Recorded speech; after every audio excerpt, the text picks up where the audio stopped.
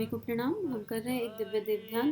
कामनाएं भगवान को सौंप दें। आइए गुरु शक्ति का स्मरण करें, गुरु तत्व का स्मरण करें और परम पिता परमेश्वर से प्रार्थना करें, हे प्रभु हमारा जीवन यज्ञ में कर दीजिए। अब बस बहुत हुआ, इस मनुष्य तन का सदुपयोग करा लीजिए। अगर आपने मनुष्य जीवन दिया है तो ये आपके काम आ सके, फिर ये क्या काम आएगा ये भी हमें नहीं पता। इसी भाव प्रार्थना के साथ विश्व के कल्याण के लिए गायत्री मंत्र, सभी जीवंत जागृत चेतनाओं के आवाहन के लिए गायत्री मंत्र, कि गुरुदेव का ये स्वाध्याय, गुरु शक्ति के ये भाव, ये विचार जन जन तक पहुंच जाएं, जहां तक गुरुदेव चाहते हैं वहां तक पहुंच जाएं और सभी के भीतर की शक्ति का जागरण हो जाए। ओम भूर्भुवः स्वाहा तत्सवितुर्वरेण्यं भर्गो देवस्य धीमहि धियो यो नः प्रचोदयात्। कल के स्वाध्याय में गुरुदेव ने हमें क्या बताया? गुरुदेव ने कहा कि मैं तुम्हें कंगाल बना दूंगा, इसलिए मैं तुमको कोई झूठा आश्वासन नहीं देना चाहता। तुम प्राणवान बन जाओ, कष्ट उठाने के लिए तैयार हो जाओ, तप करना शुरू कर दो, तब से जो है जीवन बहुत सुंदर हो जाएगा। फिर गुरुदेव ने योग और तप बताया। गुरुदेव ने बोला योग अर्थात गायत्री और तप अर्थात यज्ञ, और यज्ञ के पैरामीटर्स बताए कि यज्ञ में जीवन क्या होता है। इसके ऊपर एक पूरा स्वाध्याय भी है। अब गुरुदेव कह रहे हैं गायत्री विद्या और यज्ञ विज्ञान का युग्म क्या है। मतलब हम कहते हैं ना यज्ञ पिता गायत्री माता, ये ऐसा कॉम्बिनेशन है, ये तो सुना है ना। अब यज्ञ हमारे पिता है और गायत्री हमारी माँ है, तो हमको इनका कॉम्बिनेशन कैसे बनाना है? गुरुदेव बोल रहे हैं कि जो लौकिक जीवन में प्रत्येक भारतीय के मन में श्रद्धा और सम्मान की भावना अपने माता पिता के लिए रहती है, आध्यात्मिक दृष्टि से अनेक गुना अधिक महत्व गायत्री और यज्ञ को दिया गया है। बिल्कुल, अपने मम्मी पापा का हम बहुत आदर सम्मान करते हैं, तो हमको गायत्री माता और यज्ञ पिता का भी उसी दृष्टि से आदर सम्मान, वही प्रेम होना चाहिए। हमें गायत्री शक्ति के प्रति, यज्ञ पिता के प्रति वो प्रेम होना चाहिए अंतःकरण में। और जीवन ऐसे कर्मकांड वाला प्रेम नहीं कि हम सुबह उठ के नैनो यज्ञ करते हैं, हम सुबह उठ के 108 माला का यज्ञ करते हैं, हम 208 आहुतियों का यज्ञ करते हैं। उस यज्ञ की बात नहीं की जा रही यहाँ पर तो अंतःकरण में जो अग्नि सुलगनी चाहिए उसकी बात की जा रही है कि ऐसी अग्नि अंतःकरण में जागृत और प्रकाशित हो जाए, और गायत्री माँ हमारे सहस्त्रार पर, हमारे शिखा स्थान पर, वही गायत्री माता का स्थान है ना, एंटीना, गुरुदेव ने बताया था, वहां पर ऐसी विराजित हो जाए कि वो यज्ञ अग्नि हमें चैन से जीने ना दे।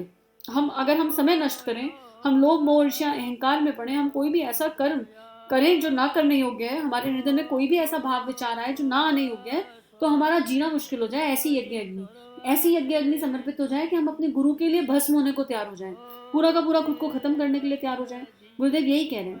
गुरुदेव कह रहे हैं कि मनुष्य पंचभौतिक पदार्थों से बना है और उसकी गति का कारण सूक्ष्म प्राणी होते हैं। भाई ये मिट्टी की देह मिट्टी में मिल जाएगी, बचेगा क्या? प्राण। और ये प्राण किससे बना है? ये प्राण ही तो गायत्री है।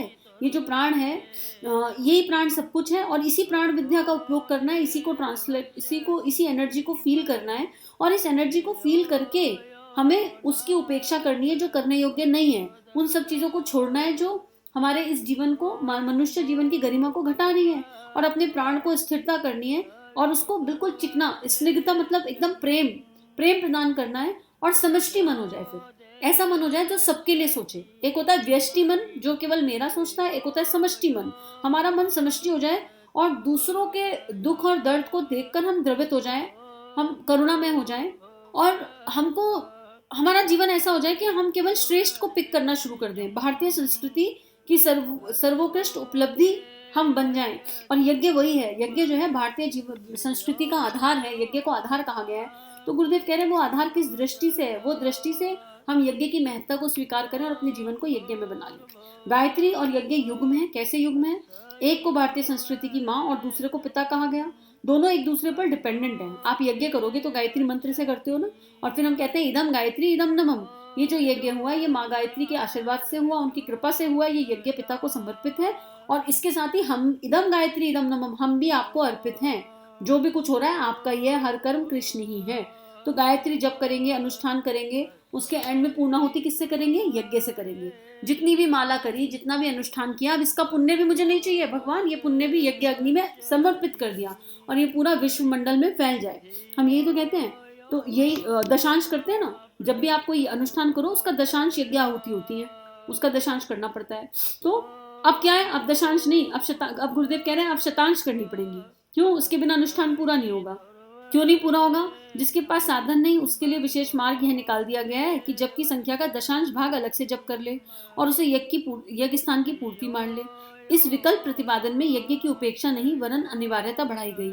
भले ही यह सही रूप से संपन्न ना हो सकी तो भी और अपवाद की तरह अतिरिक्त जप के रूप में क्यों ना अपनाई गई हो। अब गुरुदेव ये कह रहे हैं जो यज्ञ का जो सिस्टम है उस सिस्टम में ऐसा है कि आपने जितना भी अनुष्ठान किया उसकी दशांश आपको आहुति करनी चाहिए, पर हर कोई यज्ञ नहीं कर सकता। तो जो कर सकते हैं वो शतांश कर दें, दूसरों के हिस्से का भी कर दें, और जो नहीं कर सकते वो जप बढ़ा लें अपना कि हम दशांश जप करेंगे। भाई अल्टीमेटली आप जप करेंगे तो आपके एनर्जी सेंटर एक्टिवेट होंगे, उसकी एनर्जी अंदर होगी। तो सही तरीका तो यज्ञ के माध्यम से देने का है, लेकिन कारण शरीर जागृत हो और आप ये भावना कर लो, आप आंख बंद करके भाव करो कि आपके सामने पृथ्वी से अग्निकुंड प्रकट हो गया है और आप भाव से उस पर आहुति दे रहे हो। लेकिन इसका मतलब ये नहीं है कि हमारे पास साधन भी हैं और हम कर भी सकते हैं, लेकिन फिर भी हम अपने आलस में नहीं कर रहे और सोच रहे हैं आंख बंद करके कुछ कुछ कुछ करके काम हो जाए तो कर ले। वो मतलब नहीं है इसका। तो गुरुदेव कह रहे हैं इसको ठीक तरीके से अनुभव करना, इसको ठीक तरीके से जानना, इसको ठीक तरीके से समझना और अपनी सामर्थ्य के अनुसार करना चाहिए। आगे लिख रहे हैं, जनक और याज्ञवल्क्य के संवाद में यज्ञ के साधन ना मिल सकने का संदर्भ हुआ। जनक कठिनाइयां बताते रहे और याज्ञवल्क्य उसके लिए आपत्तिकालीन सुझाव और बताते हुए अनिवार्यता पर ही जोर देते रहे। जनक पूछते हैं कि हव्य चरु सामग्री ना मिल सके तो क्या करें? उत्तर में कहा गया कि नित्य खाए जाने वाले अन्न से ही काम चला लें, अन्न भी ना हो तो वनस्पतियों से चला लें, वनस्पति भी ना हो तो समिधाओं को सही हवन कर ले, अग्नि भी ना मिले तो श्रद्धा रूपी अग्नि में ध्यान भावना की सामग्री होम कर मानसिक हवन कर लिया जाए। यही है उपरोक्त संवाद के विस्तार का सार संक्षेप। कितनी इंपॉर्टेंट बात है। गुरुदेव कह रहे हैं कि याज्ञवल्क्य जो ऋषि हैं उन्होंने ये कहा कि हर हाल में यज्ञ तो होना ही चाहिए, चाहे आप कैसे भी यज्ञ करो। भाई तुम्हारे पास कुछ नहीं है तो भावनाएं हैं और श्रद्धा है उससे कर लो, पर यज्ञ को ना नहीं कहा। जनक क्वेश्चन पे जिज्ञासा रखते गए और ये कोशिश करते गए कि याज्ञवल्क्य ये कह दे कि यज्ञ इम्पोर्टेंट नहीं है, क्योंकि वो तो समाज के लिए हित के लिए डिस्कशन कर रहे थे ना। लेकिन ऋषि याज्ञवल्क्य ने यज्ञ की इंपॉर्टेंस को इतना हाई दिया कि भैया कुछ नहीं हो रहा तो तुम अब तो जल से भी कर सकते हो। एक कटोरी में जल लो, दूसरी में भावना से डाल दो, एक में लो दूसरी में डाल दो, फिर उसे तुलसी पर अर्पित कर दो। पर यज्ञ बहुत इंपॉर्टेंट है और हमारे जीवन का हिस्सा होना ही चाहिए। और यकीन मानो आप, नैनो यज्ञ की एनर्जी तो ऐसी क्रिएट होती है, जब आप बड़ा नहीं कर सकते तो नैनो यज्ञ कर लो, 10 मिनट में हो जाता है। आप गूगल करोगे तो आपको मिल जाएगा। नैनो यज्ञ किट भी इजीली अवेलेबल है, फिर गूगल करोगे तो मिल जाएगा। आपको चाहिए कि कहीं से किट कोरियर हो जाए तो आप नीचे कमेंट्स में लिखो, मैं आपको जो है नंबर भेज दूंगी पॉसिबल हुआ तो। लेकिन बहुत एक अलग आनंद की अनुभूति होती है यज्ञ करते हुए, बहुत दिव्य आनंद की अनुभूति होती है यज्ञ करते हुए। और जब हम उस भावना से जुड़कर करते हैं, जब हम उस कारण शरीर के साथ जुड़कर करते हैं, तो ये जो संवाद है ये सिद्ध कर रहा है, क्या सिद्ध कर रहा है? ये सिद्ध कर रहा है कि यज्ञ के बिना मनुष्य जीवन नहीं है। गायत्री और यज्ञ, अगर हम मनुष्य हैं तो हमारी वेद माता गायत्री है, विश्व माता गायत्री है, भारत माता गायत्री है और यज्ञ हमारे पिता हैं। तो वो बच्चा ही क्या जो अपने माता पिता का ध्यान न रख सके, वो बच्चा ही क्या जो अपने माता पिता के संस्कारों को जी ना सके। तो हमारे माता पिता गायत्री माता और यज्ञ पिता हैं, तो हमें उनके प्रति तो समर्पण करना ही होगा। तो गुरुदेव कह रहे हैं अब गायत्री जप और यज्ञ की जो कर्म है वो भी अनिवार्य आवश्यकता है, और उनका आपस में जो कॉम्बिनेशन है वो भी आपको बता दिया। गायत्री आप नित्य कर्म में करते ही हो, यज्ञ भी आप नित्य कर्म में कर सकते हो। कुछ नहीं तो बलि वैश्व कर लो, वो तो 5 आहुति है। किचन में खाना बनाया, फीकी रोटी निकाली, उस पर घी रखा, गुड़ रखा और 5 आहुति दे दी, उसके लिए भी पात्र आता है। पंचयज्ञ हैं, उसमें पंचयज्ञ बताए गए हैं, बलि वैश्व की विधि, और बहुत सिंपल सा हवन होता है। उसी में आप 3 गायत्री मंत्र कर लो, 1 महामृत्युंजय मंत्र पढ़ दो और फिर शांति करके जल चढ़ा दो, तो वो भी यज्ञ हो गया। कुछ भी नहीं कर सकते तो इतना तो कर दो ना कि चूल्हे से अग्नि निकालकर प्रथम सीखी रोटी के 5 मंत्र कर दो। उसमें हम क्या 5 आहुति देते हैं ये सबको पता है। उसमें 5 ग्रास होते हैं और उस 5 ग्रास से हम बड़ा यज्ञ कर लेते हैं। वो एक बहुत बलि वैश्व काफी बड़ा यज्ञ माना जाता है। आप गूगल करना बलि वैश्व यज्ञ, तो आपको उसके 5 मंत्र मिल जाएंगे। ठीक है। अब गुरुदेव कह रहे हैं कि ये क्या है, ये हमारी परंपराओं को आगे बढ़ाने का भी एक तरीका है, नहीं तो ये सारी परंपराएं लुप्त हो जाएंगी। इसलिए इनको शॉर्ट में ले आए। हमारे घरों में होंगी तो बच्चे देखेंगे, जानेंगे, उसका विज्ञान पूछेंगे, वो पूछेंगे तो हम बताएंगे। हमको पता तो होना चाहिए विज्ञान। हम तो केवल कर्मकांड के रूप में करने लग जाते हैं। हम कर्मकांड के रूप में करेंगे तो हम बच्चों को क्या तत्व दर्शन देंगे। तो गुरुदेव कह रहे हैं कि भारतीय परंपराओं को आगे ले जाने के लिए ऋषियों ने बुद्धिमता से, सूक्ष्म दृष्टि से, उपयोगिता से, पग पग को ध्यान में रखते हुए यज्ञ को प्राथमिकता दी और उसके छोटे से छोटे वर्जन को बता दिया। अब अपने मन में विचार करना है कि हम कौन सी परिस्थिति में हैं, हमारे लिए कौन सा वर्जन बेटर है, और जैसी परिस्थिति उसके हिसाब से करिए। लेकिन भावना श्रेष्ठ होनी चाहिए। अंतःकरण बिल्कुल डूब जाए उस कर्म में तो उसका आनंद बिल्कुल अलग हो जाएगा। और वो यज्ञ कर्म फिर मतलब क्या आप करोगे तो आपको समझ में आएगा कि वो क्या ही है, क्योंकि वो एक अनुभव है, एक अनुभूति है।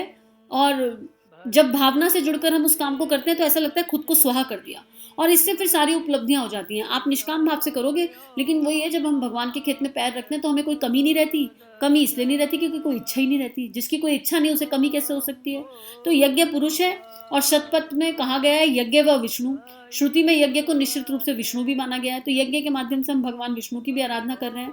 और वै शब्द पे जोर दिया गया है और निश्चित रूप से कहा गया है। तो गुरुदेव ऋग्वेद की भी बात बता रहे हैं कि ऋग्वेद के आरंभ में यज्ञ को मार्गदर्शक, पुरोहित, सदगुरु बताया है। और जन्म शताब्दी पुस्तक माला है एक, यज्ञ हमारा पुरोहित, यज्ञ अग्नि हमारी पुरोहित, उसको सुनिए, उसमें बहुत सुंदर तरीके से बताया है। फिर गुरुदेव अलग अलग एग्जाम्पल दे रहे हैं। गुरुदेव जो है कह रहे हैं कि देव संज्ञा भी, भजन करने वाले को देव संज्ञा देते हुए उस कृत्य की प्रतिक्रिया को रतन राशि की उपमा दी गई। वेद वाग्मय का जितना प्रकाश यज्ञ विद्या पर डाला गया और यज्ञ अग्नि का जितना महात्म्य बनाया गया, उतना किसी और का नहीं। अग्ने नया सुपुथा राय ऋचा में इस सर्व समर्थ शक्ति से सन्मार्ग पर घसीट ले चलने की अभ्यर्थना है। क्या कह रहे हैं कि हमको जबरदस्ती ही सही पर सतमार्ग पर ले जाओ। बिल्कुल गायत्री मंत्र के धियो योना का भी यही अभिप्राय है कि भगवान हमें श्रेष्ठ मार्ग पर ले जाओ। तो गुरुदेव बता रहे हैं कि अब हमें एक पुरुषार्थी जीवन जीना है जो सबके हित का हो, और ऐसा जीवन जो हमारे अंतःकरण को बदल दे, हमारे अंतःकरण में यज्ञ का प्रकाश आ जाए और वो प्रकाश सर्वत्र फैल जाए। एक ऐसा जीवन जिसका कोई उद्देश्य हो, जिसमें सफलता निश्चित रूप से मिल जाएगी अगर हमने एक तपस्वी जीवन जी लिया। हमें मानव जीवन की गरिमा को समझना है, अपने चरित्र को ऊंचा बनाना है, मानवीय उत्तरदायित्वों को निभाना है, हर कीमत पर निभाना है। और इसका मूल क्या है? प्रेम। और प्रेम अर्थात त्याग, प्रेम अर्थात करुणा, संवेदना, प्रेम अर्थात बलिदान, प्रेम अर्थात देने की भावना, बस इतना।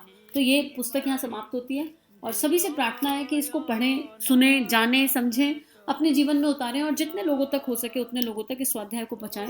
हम सभी का जीवन गुरु शक्ति के दिव्य सूक्ष्म सानिध्य में मंगलमय है।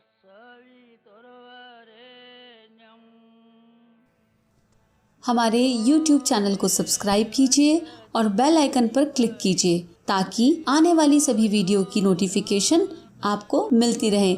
आप सभी को बहुत बहुत थैंक यू।